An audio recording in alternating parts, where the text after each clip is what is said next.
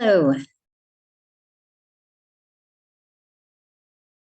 Hello. Today I want to talk about how to break free from emotional eating. Now, every client I've worked with for weight loss has had an issue with emotional eating. And if you've read my book, you definitely know that I have had this issue also. And when you have like a fight with your spouse and you run for that bag of chips, you just want to crunch out your anger. Or when you're overwhelmed with work or the kids or life in general, and you grab that carton of ice cream from the freezer and with one big old spoon and just go to the couch and sit down to calm yourself. Or when there's a drama at work and you all decide to go out after work for chips and margaritas. Or my favorite, overeating a bunch of carbs and just to go comatose from life. And so the cycle continues. And let's face it, this does soothe the emotion you're running from. But does it solve it for the long run? No, it only adds guilt. More guilt of being out of control once again. This is where your intuition can come in. When you feel an emotion such as stress or anger or boredom, instead of running for the food, take a minute to breathe and tap into your intuition. Explore this feeling and let it go. I know that's easier said than done, but with practice, it becomes so much easier. The more you use your intuition, the more it works for you. And your intuition can help you understand the emotion. For instance, when you're feeling angry, what you're really feeling is that something is not fair. Say your husband was supposed to do something and didn't. It's not fair, he leaves everything to you.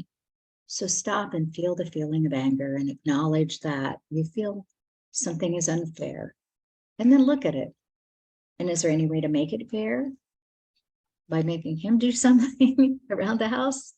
Or maybe it's just about forgiveness. And I know it's not easy, but it gets easier as you keep doing it, and it's worth it. It's not bothering him that you're all mad and everything. It's only bothering you. So another example for overeating is boredom, which is you just aren't interested enough in what's going on in your own life at this moment, and you need a challenge.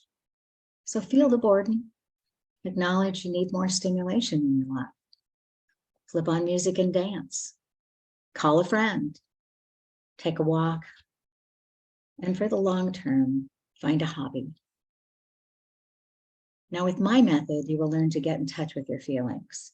And as you keep relying on your intuition, you'll eventually move through these feelings and they will no longer cause you to run for food.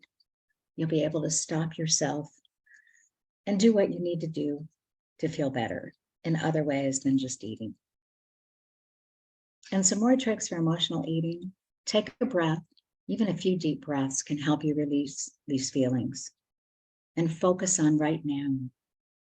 When we stay in the past, we beat ourselves up with guilt and shame, just to name a few emotions. But when we're constantly worried about the future, we get anxiety. And there's no need to be anxious or feeling bad right now, because in this moment, as you're there, all is well. And then make a list of things to do to refocus on something positive instead of eating. For instance, flip on music and dance. You can tell I'm a big fan of that one. And you never feel the same after a dance. Try it. You can also just take a walk. Any kind of exercise will help. And journal, write your feelings out, get them out of you, or call a friend. Friends are great. Women can figure things out many times when they are able to verbalize it. So talk it out with a friend is really a good way. Or pick up a trashy novel and read. These are just a few ideas, but just keep relying on your intuition for the right thing to do for you. And one of my clients, Max, was always mad when she walked in the door after work and the house was a mess. She felt she'd worked hard all day, and why couldn't someone else do something? And normally she would run to the fridge, but instead, this day she put on some rap music and began dancing and punching the air like a boxer. Her anger soon lifted as the kids were coming down the steps and peeking around the corner at mom and wondering what's up. But soon they were all laughing at mom's moves, and then they began dancing with her. They were even picking up their mess to the music. So be kind to yourself. Sometimes you will run to the candy drawer, but at least you're consciously doing it now. This will help in the future, but sometimes a hunk of chocolate is the only thing that you really want. Forgive yourself. You know you're consciously doing this, and no food is bad, but just be compassionate. And you don't have to be perfect. Every day is a start over. And your intuition will guide you.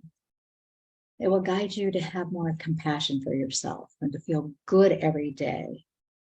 And then when you listen to your intuition, you'll start feeling good every day, and you'll have less and less bouts with emotional eating. So just to recap, whenever you want to run to your favorite treat because you're running from a feeling you don't want, just stop, take a few deep breaths, ask your intuition to help you figure out what's bothering you and work through it. And do one of the distractors that you've chosen instead. One of the most important things in weight loss is to accept where you are right now. Your body has done amazing things for you and is still doing them. So honor it and take the 20 minutes to relax and listen to this free hypnosis recording, Body Acceptance, and start feeling better about yourself today.